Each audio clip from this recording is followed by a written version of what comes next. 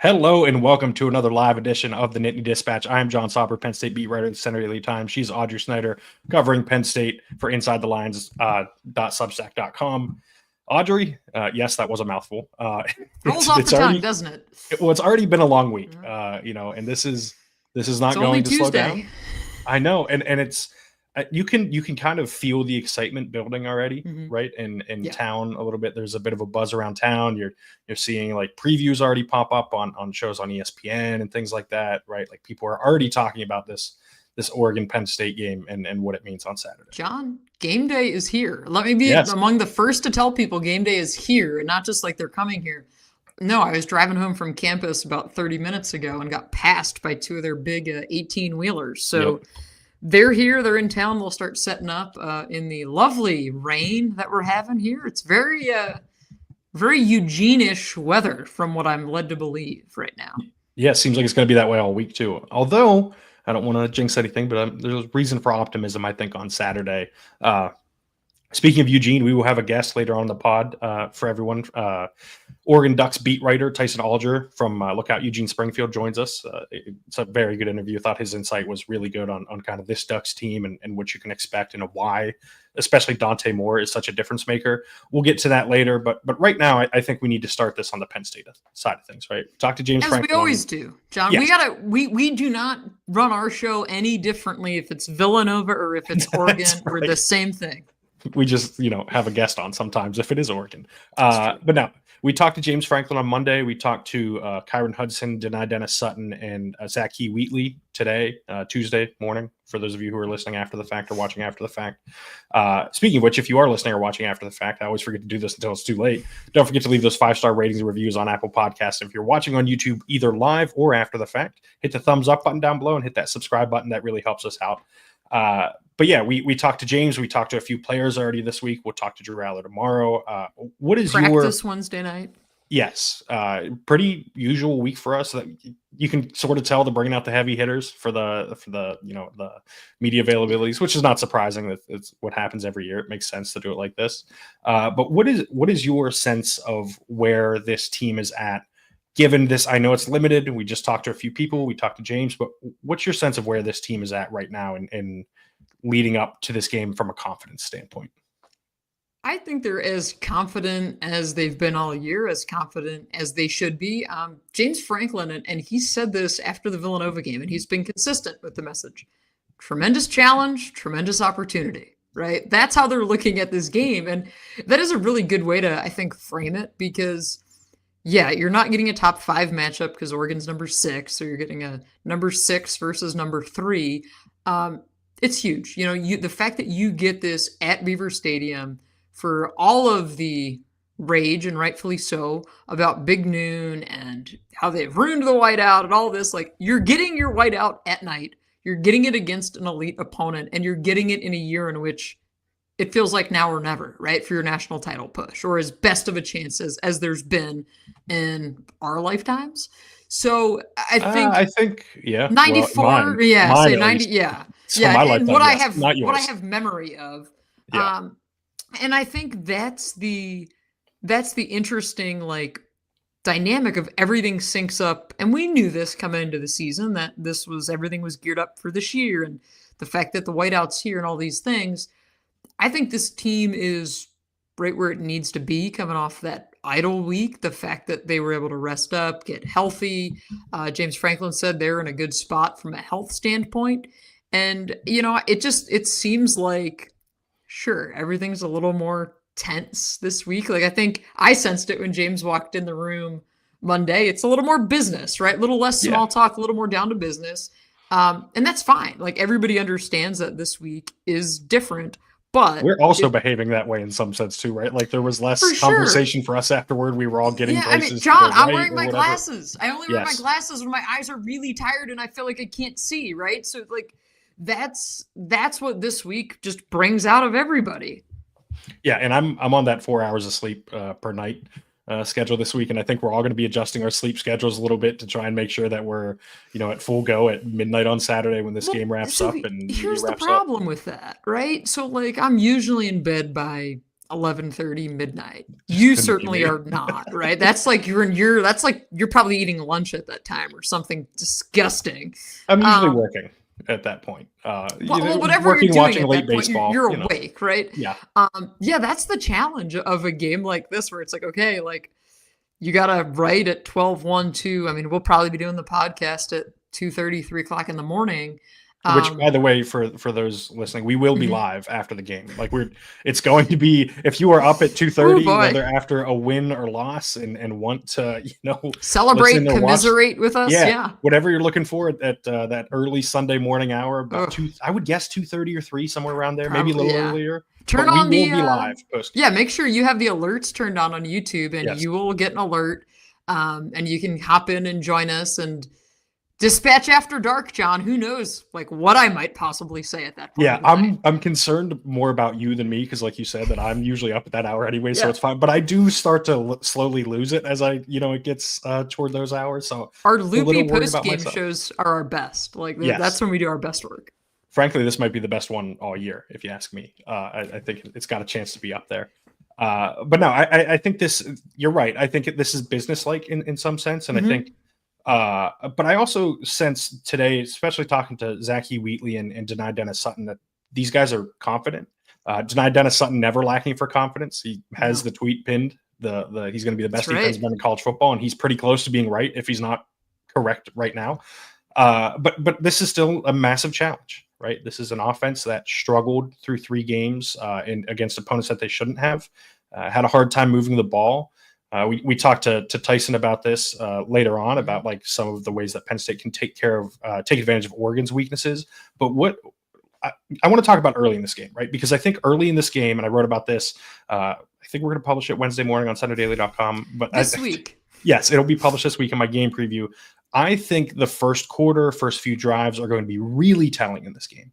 Because Penn State is a team that wants to beat you with physicality, they want to wear you down, and they want to run the ball, right? So they're looking to essentially exhaust you. It's easier to do that when you're winning or when the game's close. Mm-hmm. Oregon is trying to boat race you, right? They're trying to get up early. They're trying to throw the ball. It's easier for them to come back, maybe a little harder for Penn State to come back, but also probably easier for Penn State to hold a lead. So I think if a team gets up by 2 possessions, whether it's first quarter, early second quarter, first half at all, I think that could be telling of how this game is going to go, because then that team will theoretically have controlled the pace of the game. They'll control the possession count, which I think is going to be really important here. Mm-hmm. We talk about like low possession games. I think I've talked about it on here before. Like low possession games tend to favor the better team because you're eliminating variance because you're scoring more frequently. And so the John, other team. Do we even know who the better team is at this point? From a talent standpoint, I do think it's Penn State. Like I now, who is a better team?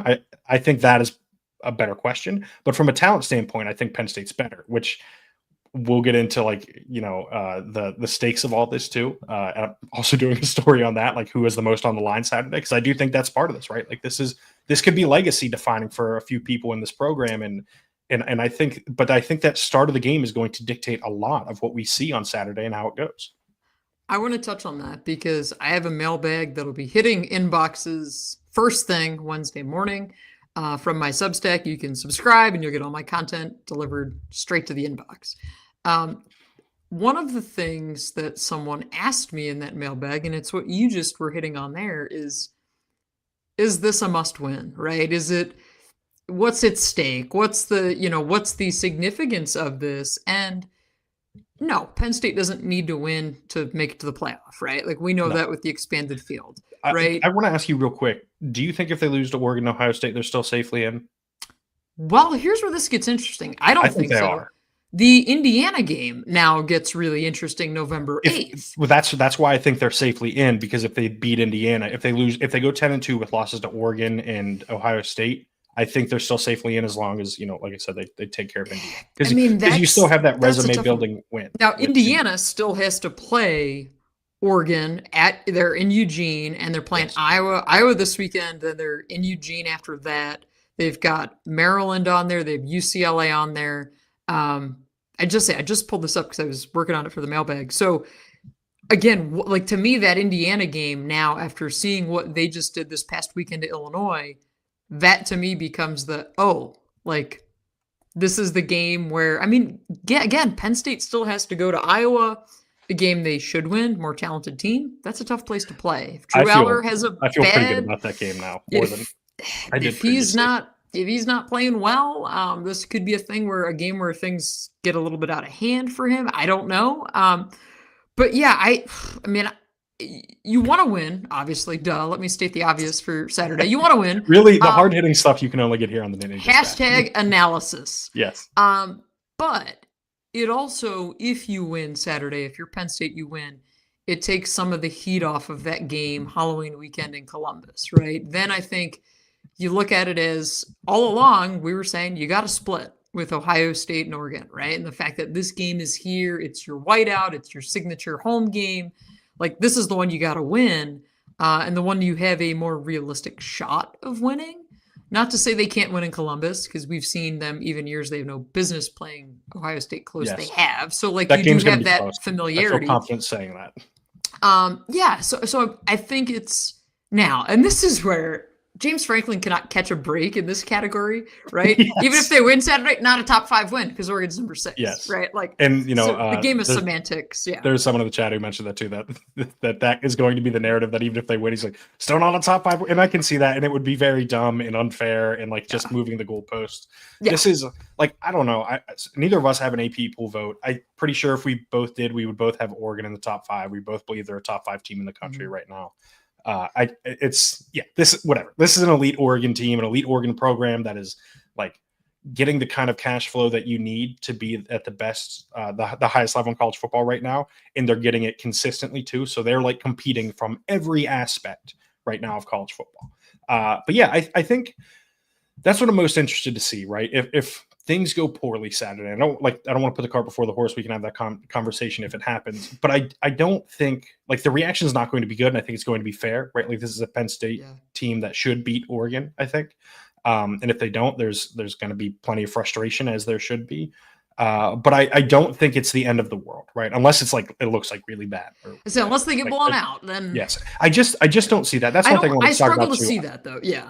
Yeah, for as good as Oregon's offense is, and there's a line of thinking that like, well, they're capable of like running away from anyone. Their defense, as again, Tyson will mention this too later, like, is not quite that, specifically with Penn State's strengths. Penn State should be able to run the ball. I think Penn State should be able to throw the ball too. I have a final prediction that we're putting in print that I'm going to stick with for when we make our predictions later. But the more I watch Oregon, the more I wish I would have made that score higher, because I do think this has a chance to reach the 40s, right? I wouldn't be surprised if it was like 45-42. I wouldn't be surprised if it was, 38-35 or what have you. Like, I think this has a chance to be a shootout, weather pending, because that's going to impact it if it's rainy or there's the field's in anything less than perfect condition. But yeah, I think these are two offenses that can score. And I know people are going to hem and haw about that because Penn State's offense has struggled through 3 games. But I don't think this Oregon defense can match Penn State's physicality. I think Penn State has an advantage there. And I said that earlier about like breaking your opponent's will. They could do that this game. Like, I also wouldn't be surprised if Penn State wins like 31-21 and they're just kind of they go up early and they're keeping Oregon held off the entire game, right? Like, Oregon can never really get going. Jim Knowles is in his bag, calling a great game. They're not able to, like, Dante Moore struggling with some of the pressures he's bringing, some of the coverages he's seeing. But yeah, I like all of that is to say, I don't have as good of a feel for this game as I thought I would from an outcome standpoint. But I guess if I were to envision how it would happen for either side, it's easier for me to see now, right? Like, it's easier. I can picture how Penn State is going to win this game if they are. I can picture how Oregon's going to win this game if they are. And you say all this, John, and then whatever we say, like, it's just going to be chaos on Saturday, and we'll be like, oh yeah, we said this, yeah. Well, that's part of this too. Like, the whiteout can be chaotic. It can be chaotic for young quarterbacks, like I said, with Rowdy. Moore. Yeah, DeCorian Moore too at receiver as a freshman. Like, this is going to be his first time playing in front of a crowd like this. Like, this is not easy. And I know Dan Lanning has been saying a lot about how, like, it's, they talked to Drew Maringer is the co-offense coordinator, tight ends coach at Oregon, and he was a GA, I believe, and it was in a whiteout before. Joe Lorig has obviously seen it because he was at Penn State. He's Oregon special teams coordinator. Yep. Mm-hmm. Nichols coach now. He's seen it. And then essentially what Lanning said was they said it was a good environment. But I think on some level that could be underselling it, right? I think there's a level that this place, and James mentioned LSU, I think it's true of LSU too, that those places can reach from a noise standpoint that even somewhere like Ohio State just kind of can't get to. And it can become overwhelming. And I will be curious to see, I'm sure they're going to be counting false starts. I'm sure they're going to be counting delayed games. And if Oregon gets hit with any of those early, it could be like a sign of trouble. It could be a sign that maybe they aren't as prepared for this. I'm not saying they won't be. They're an incredible team. They're an elite team that can easily win this game. But I think that is going to be a factor in this game, maybe more so than it would have been had Dylan Gabriel still been the quarterback in his 37th year. For sure. And it's going to be you, me, and 118,000 of our closest friends in Beaver Stadium, depending what number they juice out. I think 147 was the we'll make our predictions for that later on in the show, as well as our guest picker predictions. We're getting all the juice today. But no, I mean, that atmosphere matters a lot when you're in a game like this. And that was something I asked Dani on Tuesday, and I asked about, because we've heard so much about the Penn State defense and handling the crowd noise just from their perspective, right? Which I think gets overlooked. And he said, that they were in Haluba Hall with the music, the noise cranked up to uncomfortable levels to prepare for it. And, James Franklin told us this several times, that early on in his career, he felt they made the mistake that they did not practice crowd noise enough. And this was before he got to Penn State. Yeah. So they rep this all preseason. So the noise for the defense, though, is something just to kind of keep in mind, because you never really think of it from that perspective. Now, someone told me I was almost the folks at Split Zone Duo. I'm just yapping all over the place this week. Is that new? Or is that just? I think that's just more. Gosh, man, this is. They just put me on, and let me talk, and we all hope for the best, right? Yes. That's what this show is. That's this whole point, right? We don't have a rundown. I almost forgot to hop on here today. John had to send me 5 text messages. A little inside baseball. That's actually true. I don't know that we used to have rundowns, but we don't have rundowns anymore. This is we're just talking ball. This is it right here. This is the rundown on my chicken scratch, and it says attendance guest picker pick, player of game. All the stuff that the games we like to play. That's what we do the most prep for. Yes, yeah. But I mean, I think that's the fun of a week like this. That's the fun of a game like this, is that everybody that comes to State College this weekend gets to have a part in this. And talking with the folks at Split Zone Duo, they said that I guess Oregon is going to wear some kind of white uniform or something. That they're leaning into it. I think that they're going to have to. Because they wear blue, and so unless they wear the yellow uniforms. But I think they said it was. I'm not up on the uniform stuff, so we'll have to look into that. But I don't think they've announced it yet. I thought they said they did, but anyway, I'm not a uniform person. But if they do, I'll check the internet. If they do, is that a sign maybe that they're leaning into it a little bit? I think that's the fun, though, of seeing the Oregon fans come here to a place that they haven't been in a very long time to experience this. And I was trying to explain the whiteout to an Oregon audience and say, okay, this is what you're in for. This is what you should expect. This is what you should see and do when you're coming to town. And I hope what they get out of this experience is they can leave Beaver Stadium Saturday night and say, that was really cool. That was really loud. Right? Because that's what we often hear from opposing fan bases when they come here, and we hear it from their beat writers as well. As I remember when Auburn was here talking to my buddy Justin Ferguson, he's like, that was really cool. I'm like, yes, that was insanely loud. James Franklin had a plea to the crowd on Monday. He wants the fans up on their feet for all 4 quarters, which, again, if you remember how the whiteout started, this was out of self-defense, right? They were described as a bit of an opera crowd back in the day. I remember Guido D'Elia telling me that for a story I wrote several years ago. And so you look at it, how it's evolved and how Penn State's made this their thing, right? This is their signature game, the calling card. And it's so unique, and they've been so protective of it But now you get all these forces aligning that it actually is a night game and it is your biggest home opponent of the year. Yeah, lean into it, have fun with it. Do we know, John? Do we know what the Ducks are wearing? So I was looking. I don't believe we do yet. We do know they're going to be wearing glow-in-the-dark shoes, which I just think is kind of funny. What? Yeah, I don't know. How's that even Listen, work? I am a big fan of their uniform combos. I actually really like their uniforms. I don't think that'll surprise anybody. Cool. But the glow in the dark is like, I don't know what we're doing here. Like, it just feels like you're doing too much. Can you even see that under the lights? Penn State will be wearing blue for what it's worth. That they always wear blue at home. Like, that's just they're. I don't think they're ever going to wear white for a whiteout because it is too difficult for a quarterback. Like, you don't want to get it lost in like the background of the sea of white in front of you. Well, like and then I think the other side of that is, doesn't the opposing team then have to agree to it and say, hey, then we're going to let you wear white? And I can't see that they would. Penn State gets the call, essentially. Like, Penn State, the home team gets to make the call, right, on who's wearing what. Do they? Essentially, they have the away team has to seek approval to wear something other than whatever the expected, color is. So what is the expected color for Oregon? Like, you're going to glow in the dark. Away white, you know what I mean? Since they're I think that's what it is. And I think maybe their yellow might fall under that category too. But they have so many different variations. John, you just altered my Saturday night. All I'm going to be looking for now are the glow in the dark shoes, and they're going to be like, "Oh, here's the play of the game," and I'm going to be like, "Yeah, but look at the shoes." Yeah, Dan Lanning got asked about that in his weekly press conference, and it was the shortest answer I've ever heard a coach give. Really? Like, I don't know. Does Puddles get to wear special shoes? I would hope so, because that's what we're here for. Audrey will be getting a photo with Puddles on the sideline, win or lose, and then all of you are going to be yelling at her if it's lose. Can you imagine? Oh, yeah, no, we don't. No, it's going to be a tough scene. Oh, no, yeah. Well, don't get mad at her. She's wanted this photo with Puddles for a long time. Listen, I'm not the only person on the beat that wants to get a photo with Puddles. This is an elite mascot.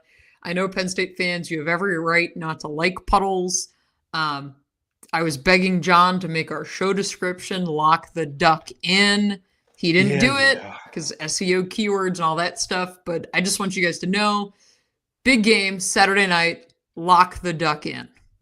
Yeah, I think this is probably a good place to go to a brief word from our sponsors. And after we do that, we will cut to our interview with Tyson and then come back and do our predictions afterward.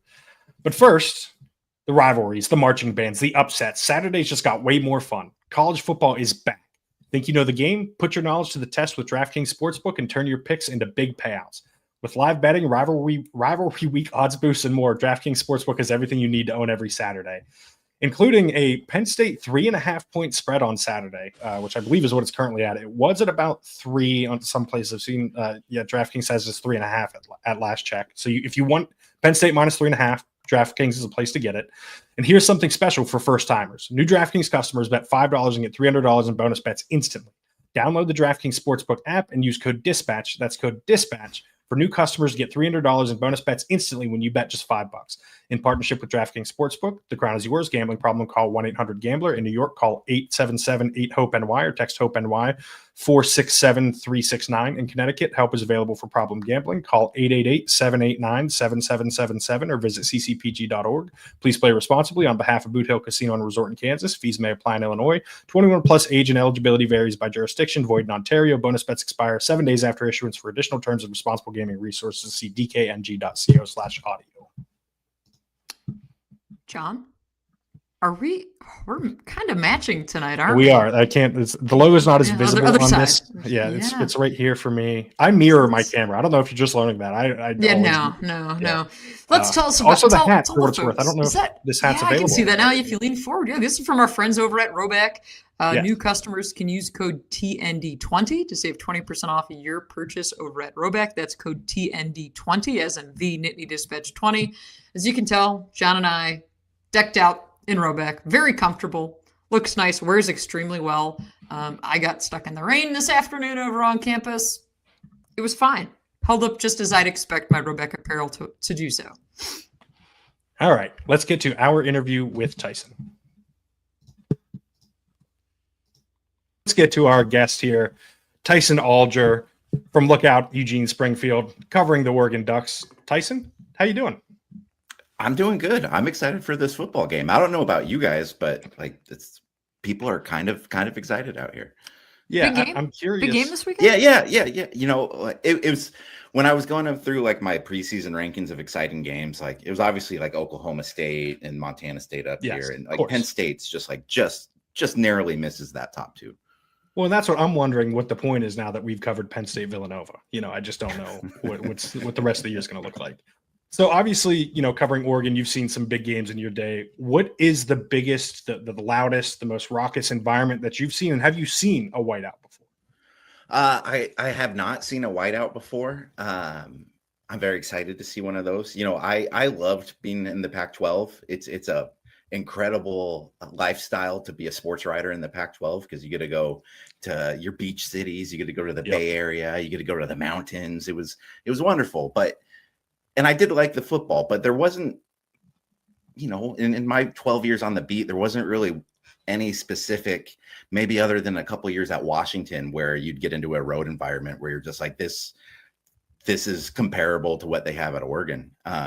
Even when you would go down to USC, and granted USC has been up and down for the last 20 years or so, but they don't pack that place either. So, you'd have to go out of conference. The Ohio State game in 21 was definitely pretty cool. But outside of that, they went to Michigan State in 15, and that was a really big game. I think that was a top 10 matchup. And that was one where if Vernon Adams Jr. didn't have the broken finger, maybe he hits Byron Marshall in the end zone there and could have changed the whole course of Oregon history because that staff ended up getting fired a year later. But yeah, I think this will be one of the special atmospheres that the Ducks have played in. I mean, when they joined the Big Ten, obviously there was a lot of excitement about going to the Big House or going to the Horseshoe again. But I think especially with this one being a whiteout and the fact that it's going to be it should have been a top 5 game, but it's a top 6 game, and game day is going to be in town. I think this is going to be one of the real special ones for Oregon and its program.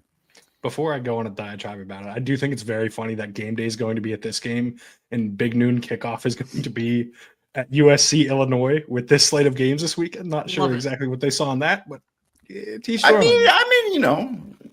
anytime a team gets blown up by 53 and you can go to their campus the next week, you just have to do it. You might not be able to cancel the reservations, John. Exactly. Honestly, that's probably what this is. They're not fully refundable, which is something, Tyson, all of the Oregon beat writers are certainly experiencing this week as you guys make the trek across the country.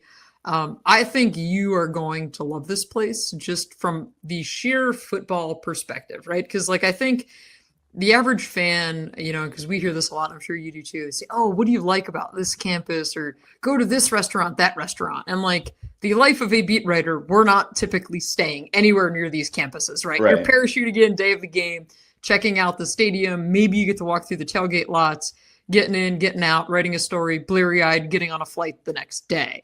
But I think what you are going to like about this place is that everyone builds up for the whiteout, right? It's by far bigger than homecoming, by far bigger than everything. That's the one weekend people come back for. For example, my neighborhood, most of the people in my neighborhood, I'd say probably, I shouldn't say most, maybe 50%. They're only here during football season. These are football houses. Right. This is a community that lives and breathes it. And I just wonder because, a couple of Big Ten blue bloods here chatting between Penn State and Oregon. What is the Oregon perception, do you think, of Penn State? What is that viewpoint? Because for you guys, I think it's this fun novelty, right? Of here comes Oregon, they're going to have these cool uniforms. I'm already on the record saying all I want out of this weekend is a photo with Puddles the duck. Mm-hmm. That's all I want. Elite mascot matchup. But what do Oregon fans, you think, what do they think about Penn State? That's an interesting question because do they know that they exist? Yeah, they do. I think they exist in that sense of Oregon does have a lot of new college football fans. The Chip Kelly era kind of really probably quintupled the amount of college football fans in the state of Oregon. And just you went from it being a pretty popular thing to now you can't drive down the street without a big truck having the O with the wings around it. That was nice. Kind of the change there. So it's been an interesting few decades for the Ducks, just because like there was this old guard of fans that were used to like losing a lot, and then it was like, oh man, if we don't reach a New Year's Six game, like that's a failure. So it's kind of been a mismatch of that. But the through line of that is like Oregon always wants to consider itself, whether it's the old fan base or the new fan base, as we're a respected entity in college football, and we look across the table and we see the Michigans, the Ohio States, and the Penn States too. I think Oregon fans look at Penn State and they understand the history. They understand that it's one of the better home field atmospheres in all of college football. Like Oregon fans are very passionate about that because they view Autzen in a similar kind of light, and so it's like, Penn State's one that they respect. But like I also think that like for the immediacy of joining the conference, like it was Oregon's looking right at at Ohio State and probably Michigan, because Michigan was coming off the national title. And I think from an Oregon perspective, Penn State was kind of closer to like a Wisconsin in terms of the tiers of like, hey, good football program, lots of great tradition, probably not who we really view ourselves as like the top level rivals of. Like Oregon wants to say that it's like on par with the Ohio States, but yet you have Penn State here who reached the Big Ten championship game last year, who is a very strong contender for a national championship this year. So I think they view them with a lot of respect. I don't think they necessarily view them as like the elite level team that Oregon wants to view itself as, but like we're going to find out here in a couple of days real quick. And I'm glad sorry, John, I just want to mention this quick. I'm glad, Tyson, you mentioned that Big Ten title game, because last time we saw you, James Franklin was talking. There was a marching band playing. There was some tension in there at Lucas Oil Stadium. So I'm glad we all survived to tell about that. It was an experience.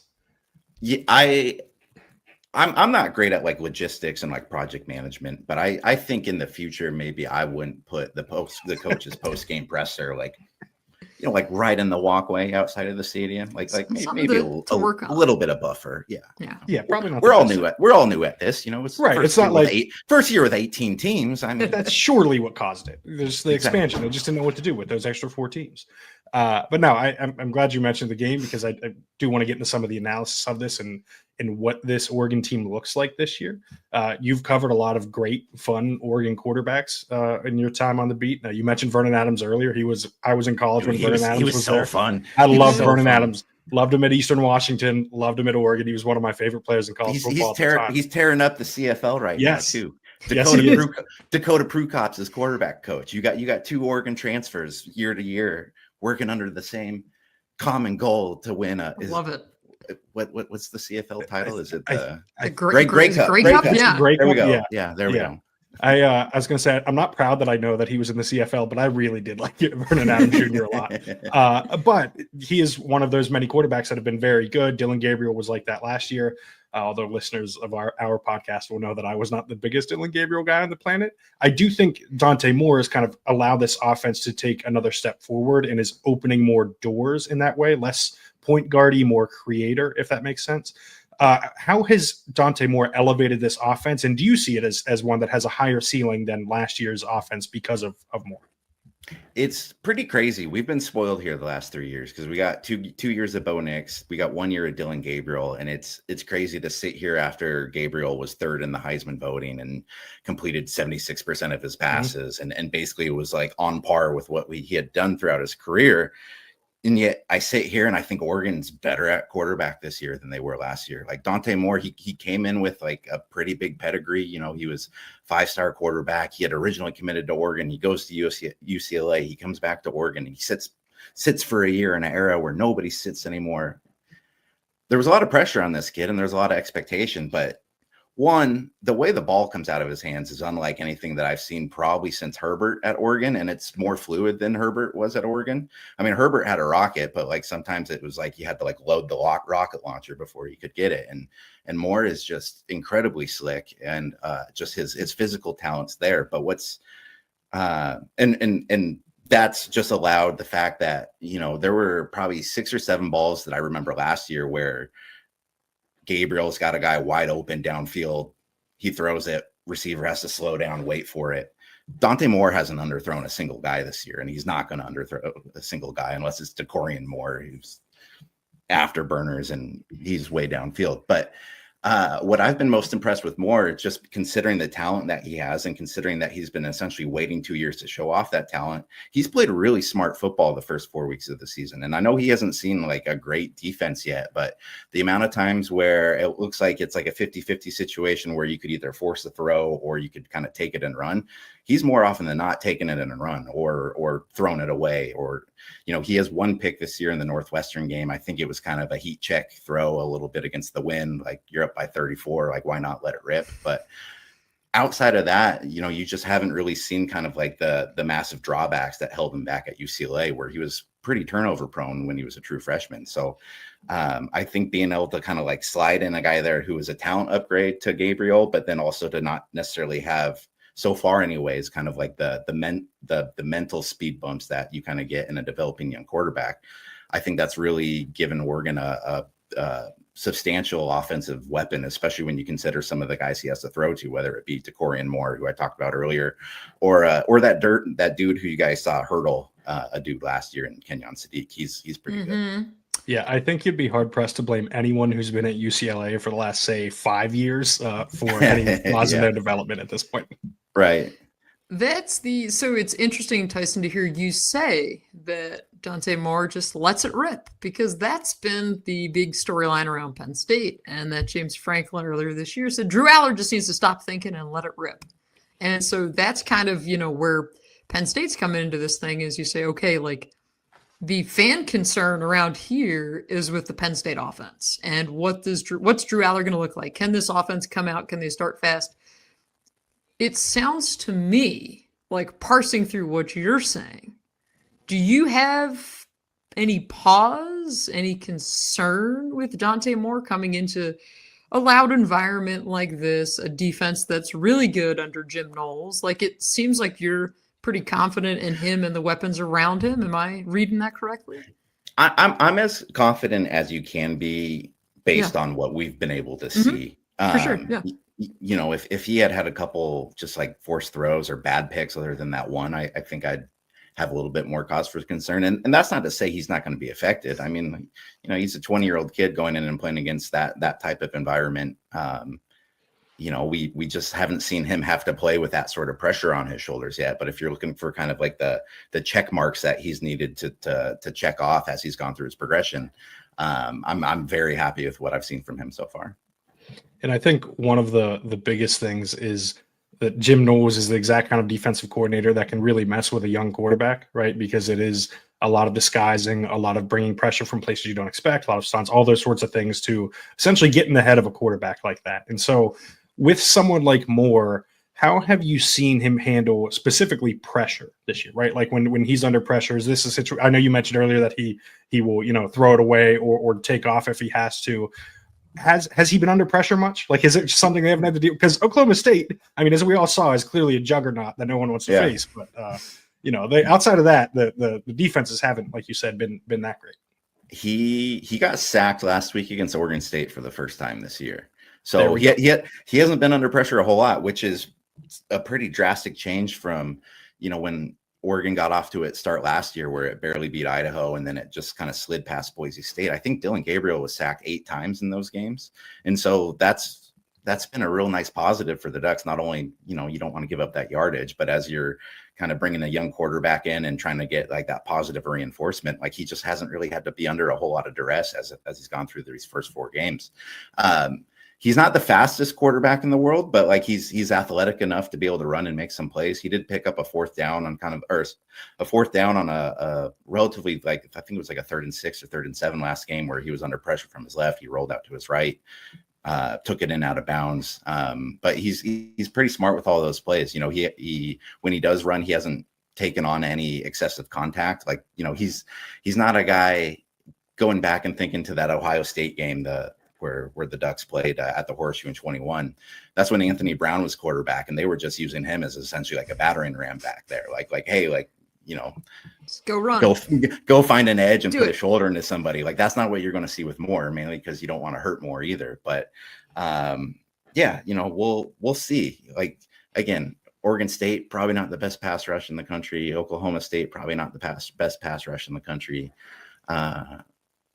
It's been a weird season to watch so far because like as I've gone through these first 4 games, like I've been as impressed with this Oregon team as I've been impressed with any Oregon team that I've covered, considering just what we've seen on the field. But it's been a month and we haven't seen them play a good team yet, so it's really hard to see how that translates up against. Sounds familiar.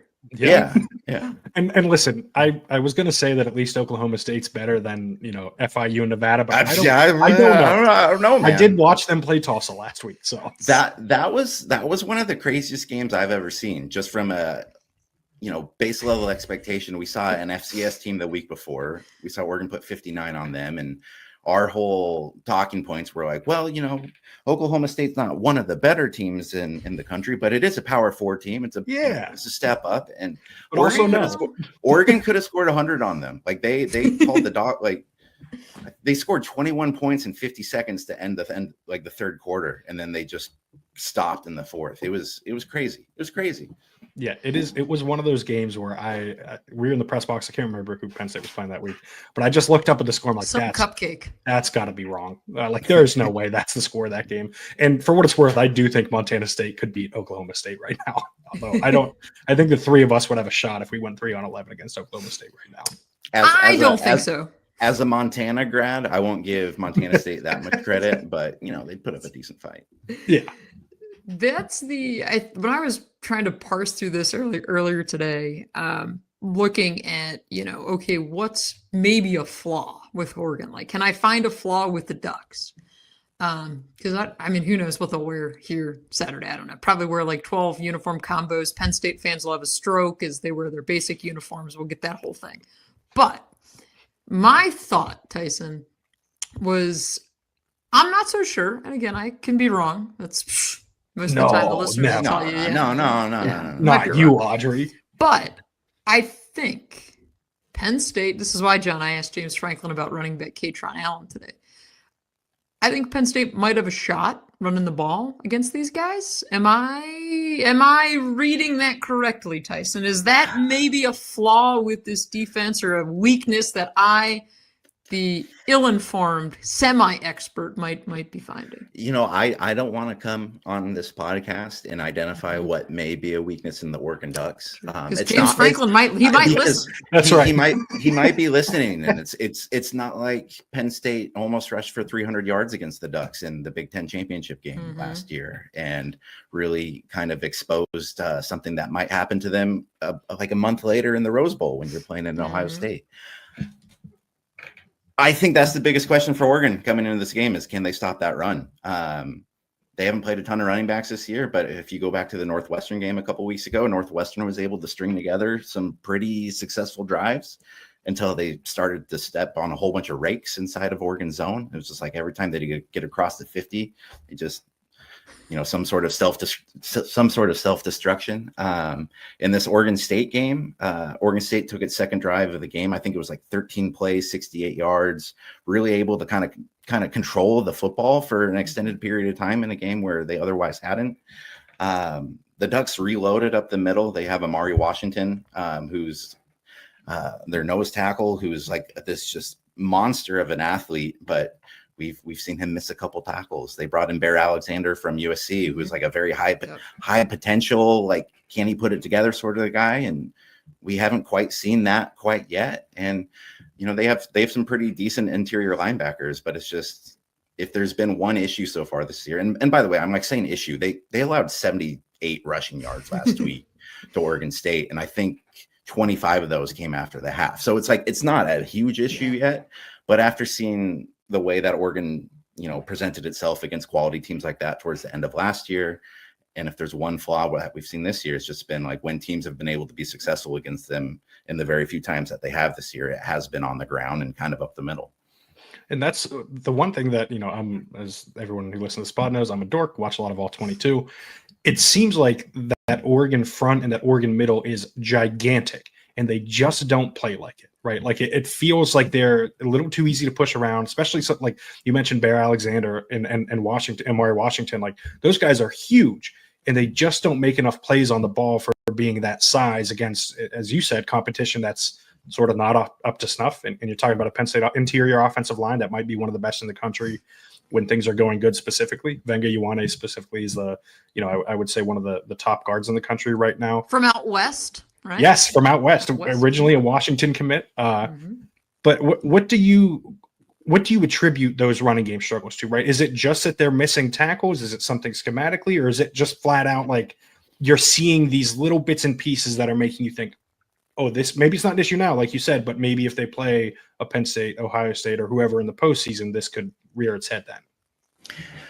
I'm not a football dork. I'm not an all 22 guy. I just look at a name like Bear and think that he should be a little bit stronger, Like, listen, that's good analysis as far as that's the best analysis. Hashtag analysis. Yes. I think it's a combination of a few things. I mean, especially in that Northwestern game, they were basically first contact on running backs that they were able to kind of like just glance off and get past. It was, you have a significant size advantage there. Like I don't understand why the tackling wasn't just like as crisp as it should be there. I think it's still fascinating to me that you basically have an entire defensive line that is transfer portaled out from last year. I mean, granted, Amari was a backup last season, but it's both sides of the trenches for the Ducks this year are all new faces. There's part of me that would like to believe that team like chemistry is still a thing, and it takes a little bit of time for guys to like learn how to play with each other. But at the same time, like these are very should be physically dominating dudes. And like you said, it seems like just there's a lot more space out there than there should be for like the size of athlete that Oregon's running out there. And John, because John's he's the film dork at the show. I'm more the vibes person, right? Like, right. How Which are they shows, feeling? by the way, in How our they preseason looking? game when we do our predictions that I won last year, and I'm currently smoking Audrey in this year. To be clear, Tyson, you'll appreciate see this. that sort of talk's bringing the vibes down. Yeah, he says this about all of like, oh, this. That's because I also say momentum isn't real, so it's fine. The game that he won, to be clear, I couldn't even check that I lost because it was on my work computer, and you and I had previously worked together at a previous employer, and so. You didn't get a whole know. Like in that like very small amount of time where your work email was still up. You didn't think to because between the time the Zoom ended and the email it left. So I should have saved it, but I didn't. We appreciate your time, Audrey. Yeah, and I just want to be clear that if I were personally running such an endeavor, I would want to cover schools like Penn State and Oregon. But that's just me. I'm not saying anything about anyone else. I mean, it's not like they got rid of like the Washington writer right before Washington went to the national. No, they weren't. No. You never know. I mean, it's all hypothetical. Maybe a good omen for Penn State fans, quite frankly. And because I'm the vibes check person of the show, a figure that fascinates me is Dan Lanning. And I see the motivational videos that they put out, right? I see those hype videos. I see all the things. And in most of college football, I want to say this feels gimmicky. It feels like weird, right? But I buy it with Dan Lanning. And I am like the biggest skeptic of a lot of things, right? That's part of our jobs as journalists, is to be skeptical, to question things. But I don't know, Tyson. To me, there's just something about this guy. Am I reading Dan Lanning correctly, or does it come across as cheesy? You're around the guy all the time. It comes across as both to me. Like, okay. Only because like you see it so often, probably, right? One, the players buy it. Like the players are completely bought into Dan Lanning. There's no like we think this guy is cheesy. Like they enjoy him as a coach. They fear him as a coach. Like he's that intense dude who's locked in all day, every day. That's not a whole lot different than probably what you're getting from the videos. Where I just see the a little bit of the cheese is like Dan's a very, very, very smart guy. There's not a single thing that he shows or that gets out from Oregon or a quote or you can keep going with that, but like anything that's released publicly, he has a complete eye on how this impacts recruiting or how this impacts our image. Like he's a salesman and he's very aware of that. So he's been able to like kind of find like a middle ground of being able to basically project this image of what Oregon is and like how badass Oregon is and like how intense we take everything, while at the same time like not overdoing that to the point where like the team's just like what the heck are we doing? Like, it's like I mean it does help when you have like basically a media staff of like 100 people, and so there's 75 cameras out there, so you don't necessarily have to find the camera. Like it's always going to be on you each time, like for the best. They don't just have like 3 angles. You can go from like 4 different angles of where exactly you want that speech from. But it's quite the operation, because it's on one hand, like you do want to like buy into like they put out these Tuesday night recap videos where basically they do like a 30-minute ones I'm like talking recap. about. Yeah. And there's just like certain parts of there where you're just like if you guys weren't doing this video, would you really be doing this whole presentation on X, Y, and Z? But the players like it, the fan base loves it. Like the fan base goes nuts for it. Like it's frustrating, really, almost as like a reporter, because like there's sometimes you'll have like an angle for like maybe like a week, like Washington week last year, and like you're thinking about like I want to attack it from like this story angle, and then they don't let you do that story angle, but then they do it with the video, and then they do it with access that they do it with access that you never would have been able to get anyways too. And it's just like, this sucks, but they can do it. I think that's very much like a young coach thing. I say this as someone who's younger than all these coaches, but I think James kind of used to be like that too, James Franklin, and I think that has slowly changed as he's gotten older, right? Like it's got to be exhausting, Yes, and you just care less about those sorts of things too, because he's still specific in what he says. But I think Audrey and I've talked about this before. James has been like super open and honest in pressers this year, and like something we've all appreciated. I also think you mentioned that the fans eat it up. I think they eat it up until it starts going poorly, right? And things have been so good for Oregon that that's not an issue right now. If it ever turns, if 8-4 is ever a thing, or 7-5, I would be curious to see, how much it becomes a shtick in their eyes at that point, right? Like, is that the turning point? I mean, taking point after the Rose Bowl last year, they didn't release one of those videos, and all the fans were like, "Release the Ducks versus like think of how many how many hours of unused footage they probably had somebody up in like the Goodyear blimp like shooting down. Like I guarantee you they did. How do we get those jobs, Tyson? How do I do not? To be clear, do not want to be in the blimp. I'm good with not having that job. No, like video camera operator 15, right? Like that's probably a low lift. Like I can see 15 is the one they're sending to the blimp though. Like that's like 35 that's going to the blimp. Like just it's fascinating, because he's one of those people that, looking from afar at the sport, I'm always like, man, this guy just seems to kind of get it. I will say he is incredibly guarded, especially from like the local media perspective. Like he has a couple guys nationally that like he's tight enough with that, if he really wants to go on and like relax from a media perspective, he'll go like, he's boys with McAfee or like the Bussin' with the Boys crew and that sort of thing. But I did know that. Yeah. But when it comes to like local, he's very he doesn't give you an ounce of extra more than he has to.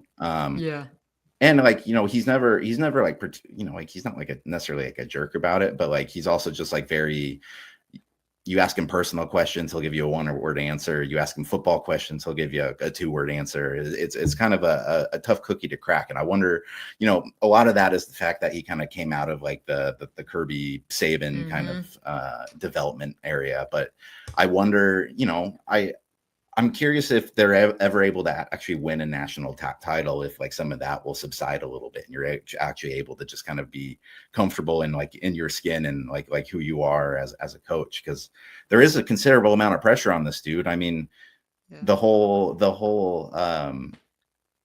cliche of like, Oregon being the Nike Phil Knight school, like that's real. Like it's nobody from here will like beat around that bush. Like the Nike Phil Knight thing's real. Phil's getting really old, guys. Like they just honored him at the last game. And I was talking to Mike Bellotti about it, and he's like, Phil's getting into his mid 80s. Like it's time to start kind of start doing some of those things. And so, Dan's really the last coach that can win Phil Knight that national title. So there's quite a bit of pressure on that guy, even if he is still a first year head coach who's not even 40 yet and who's won 80% of his games through 3.5 years. There's still a pretty big check mark there for him to check off. in order to be a credentialed media writer, you don't have to refer to him as Uncle Phil? Is that how it works? Yeah, but you at least have to either you have to be wearing Nikes as you walk in, or if you have the swoosh tattooed, you're able to kind of do like a retina. Yeah. Love it. Nike seems to be a bit of a curse word around here nowadays with how things have gone for Penn State. I'll say this too. I wouldn't be surprised if there are Nike folks in attendance on Saturday, which I find very amusing. As for those who read my work at SundayDaily.com, I reported that Nike hasn't been here essentially since the athletic administration turned over, and that played a factor, I believe, in the negotiations to switching schools, which is fascinating. Penn State's going to be an Adidas school this summer. Yes, starting in July 1st, I think. Yeah, but that is a long ways ahead. Tyson, if you would you like to make a prediction? And Audrey and I also tend to do a play we're talking about the next day. Yeah, that's right. We're recording this Monday of the game week. John, you're supposed to be nice to our visitors. We're going to go live Tuesday, and I'm just going to say some stuff, and that'll be my prediction. It's fine. Yeah.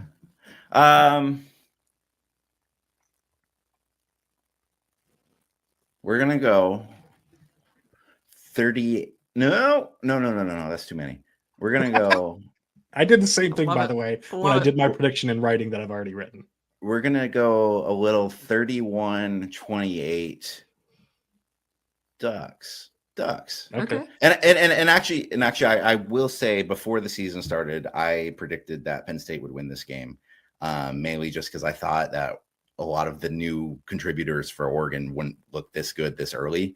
And they have like especially like the guys that you're going to really need to like perform in a game like this, whether it's Dante or again, keep an eye on true freshman receiver Dani Moore. He's electric. So fast. I haven't seen an Oregon receiver that has that mixture of speed and just kind of ball control, like when he's in the air. And Kenyon Siddique's awesome. So I like how the Ducks are playing, and I'm going to go self-interest here because I would like to cover bigger games down the road this season, and have more of my work read throughout the year. So, right. I respect it. But thank you again. It also could be like 45-20 Penn State. So let's clip both of those. And we don't know if Penn State can score 45 points. Push them out. To be clear, we do know that, just as long as it's like Nevada, FIU, FCS school, etc. But no, we really appreciate your time, Tyson. I will cede the floor to you. Where can the people find your work? Where can they find you on social media, and so on and so forth? Yeah, if you want to read about or read my Ducks work, it's at lookout-Eugene-Springfield.com. I run a podcast about the Ducks at i5corridor.com, and you can find me on socials at Tyson Alger. I think I'm on all of them these days. So, yeah. Perfect. Thanks for coming on, Tyson. Appreciate it. All around good dude. Appreciate you being on here. Look forward to seeing you in the press box Saturday. We will show you like all the coolest spots to see the whiteout. Like I'll make sure you get the full whiteout experience. Yes, absolutely. Cool. Perfect. I can't wait. And now Audrey and I will get to our predictions.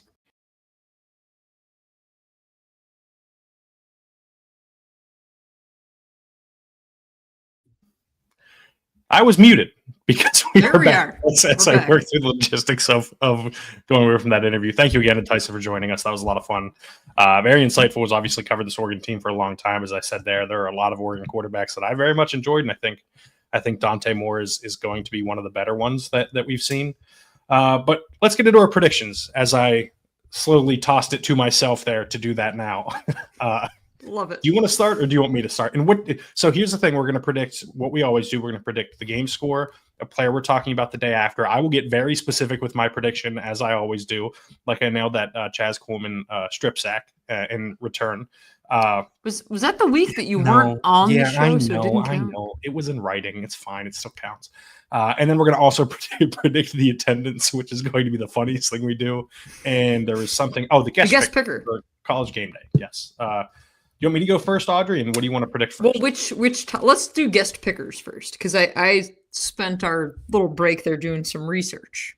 Yeah.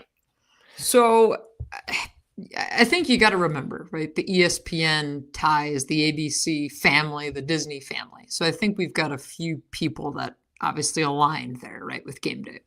So Ty Burrell is one that we've seen before, which again did his from Oregon, undergrad at Oregon fan, but also has a Penn State degree. So I think they could kind of play both sides of it if they do that. Is that your pick? No, I'm just setting it up. Okay. I'm just setting it up. I want to be clear. Can I say why I don't think it'll be him? Okay. Because I think he would pick Oregon because he said previously that he's loyal to Oregon. He roots for Penn State unless they're playing Oregon. And I don't think they want someone picking Oregon at College Game Day on Old Main Lawn. Do you want a scene? And Tyson, I'm glad he brought that up about McAfee because I had forgotten about that, which is going to be curious how McAfee plays it if he's boys with Lanning, right? Like what that looks and feels like. Again, I'm just throwing names out there to get us warmed up here. Katie Feeney, who's an influencer, went to Penn State, recent grad, very much would be a Gen Z pick. And I don't think that's your game day audience, although she is like the new prized ESPN hire. So you have that. Now, Keegan-Michael Key, can they run the guy out there for like a 15th time? It feels way too overdone to me. I wouldn't rule it out because who knows? I think it would be funny at this point. Like I said, I think it's just do it like every single time. Like just because it's like lean in. At this point, lean in as far as you can to that bit. So my pick, and it feels like we've kind of missed the moment that this was like a last year thing, but my game day guest pick is going to be pommel horse guy, Steven Nedorosik. He was on Dancing with the Stars. Again, Penn State gymnast, I think very good personality, like fun, engaging personality. So I think that helps. So that's my pick, John. Are any of the people that I teed up, any ones that you had in mind? They're all the ones I had in mind, right? Like this is, It's so difficult because you can't bring back a former NFL player. All those guys play on Sunday. We looked into this. We've already had this discussion off air. It's difficult. I actually think it's going to be Nedorosik too. I think really. That is Actually, you know what? I just thought of something, and I'm going to change my. I'm going to go with Gavin McKenna. I just thought of this. I had not thought of it before. He is. ESPN is leaning more into hockey coverage, as we've seen. They picked up media rights deal and everything. He announced on ESPN.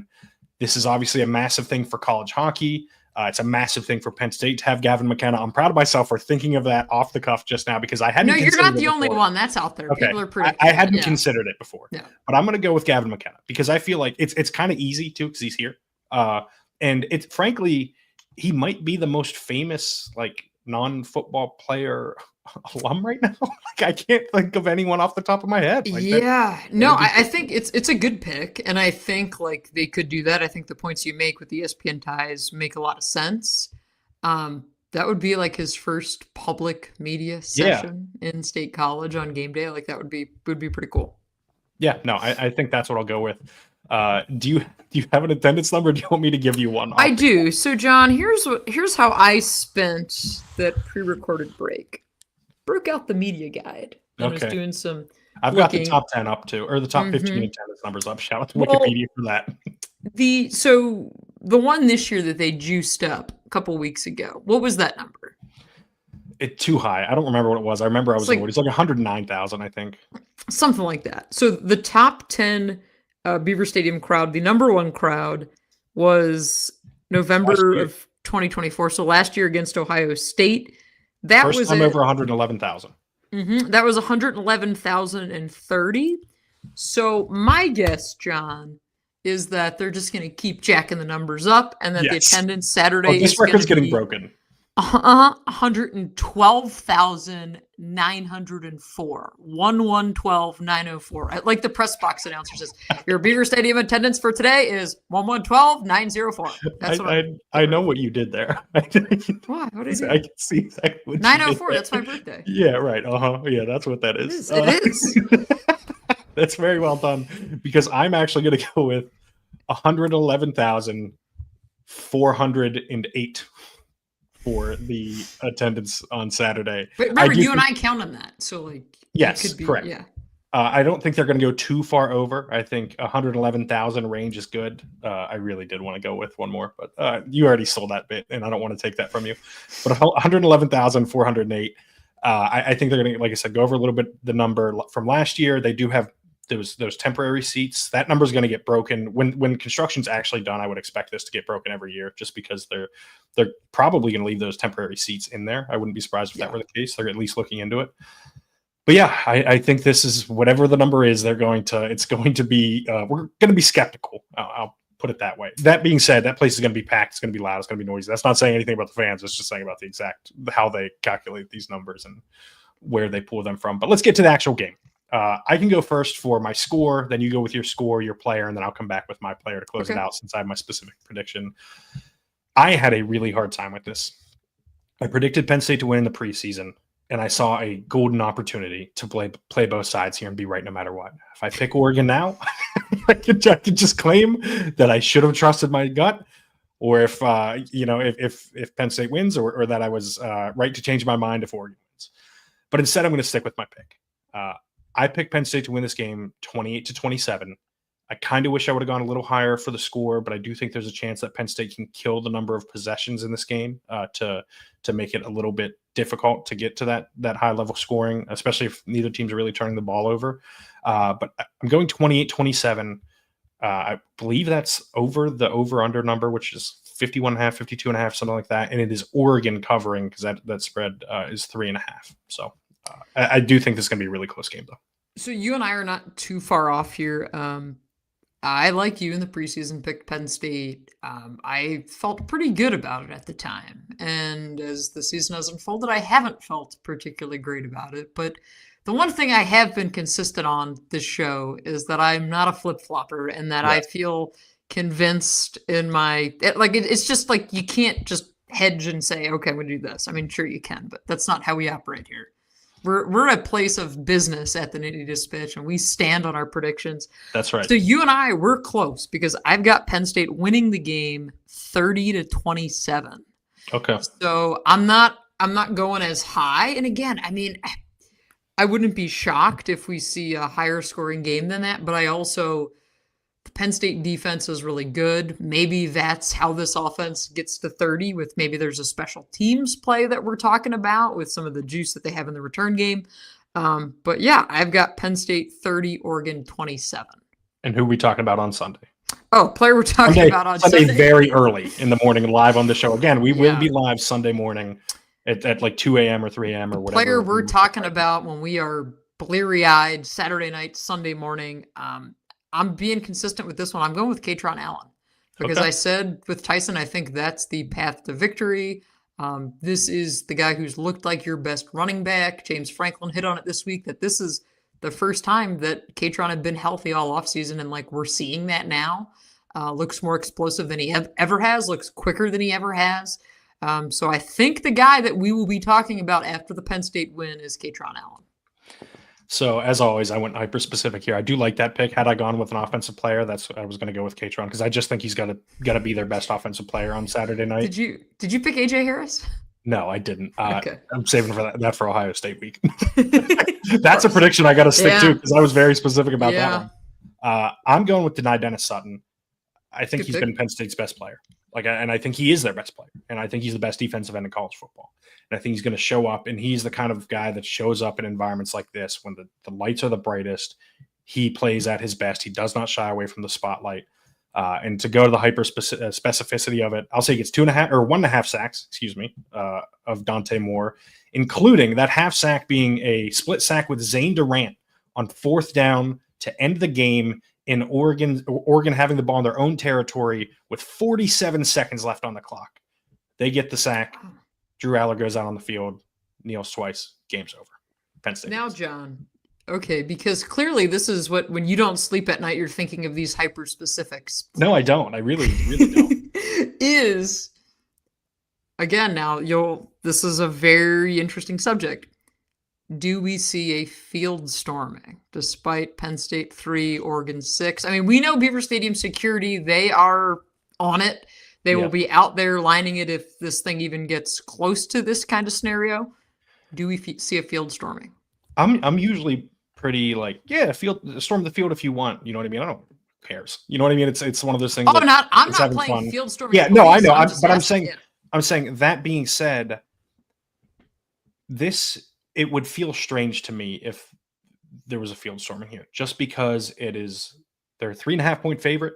They're the higher ranked team. I know students want to storm the field. There's that kind of push to do it in these kind of massive moments. But I think I think probably not, because I don't know. It feels like this is maybe more expected than it would usually be, right? Like I don't know. I think it. I don't think so. I do think there's a chance, but I don't think it would happen. Yeah, I'm with you. I don't think we see that. But then again, you get people that have been tailgating all day. Who's to say? Yeah. I think that's maybe part of it. But yeah, I mean, I think really don't want to deal with that because we're going to be down there.